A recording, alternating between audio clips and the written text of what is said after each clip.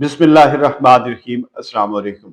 اگر آپ کے جوڑوں میں درد ہوتی ہے، چاہے یہ چھوٹے جوڑ ہوں، بڑے جوڑ ہوں، گھٹنے ہوں، کونیوں ہوں، کمر ہو، کسی بھی جسم کے جوڑ میں درد ہو رہی ہو، ہڈی کی درد ہو رہی ہو، سوجن کے ساتھ ہو جسے عام لفظوں میں گھنٹیا بولا جاتا ہے، یا خشک سردی کی وجہ سے جوڑ میں درد ہو رہی ہو، اس کے لیے بہترین اور مجرب سا آپ کے ساتھ ہوم ریمیڈی شیئر کر رہا ہوں جو کافی آسان ہے۔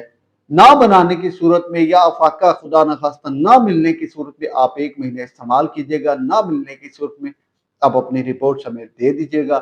آپ کی رپورٹ کو سٹڈی کرنے کے بعد انشاءاللہ اس کے مطابق آپ کے لیے نسخہ تجویز کر دیا۔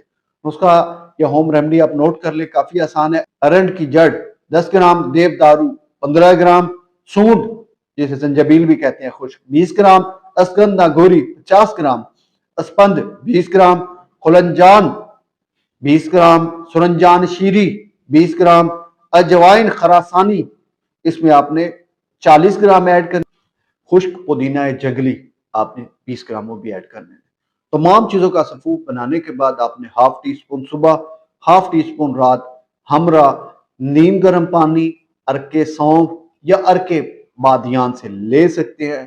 شفا و سواد اللہ شریک کے ہاتھ میں ہے، اور اس دوران آپ نے بادی اور گرم چیزوں سے پرہیز کرنی ہے۔ گرم چیزوں سے مراد بیف کا گوشت آپ نے نہیں کھانا، اور چاول سے پرہیز رکھنی ہے، اچار سے پرہیز رکھنی ہے۔ ان 3 چیزوں سے تو آپ نے لازم آپ نے پرہیز رکھنی ہے۔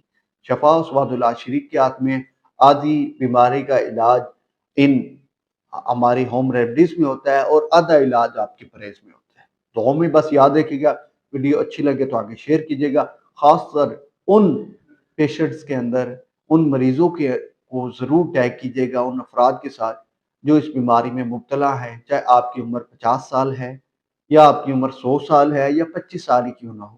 اللہ آپ کو شفائے کلی عطا فرمائے۔ ہماری دعائیں آپ کے ساتھ ہوگی۔ السلام علیکم۔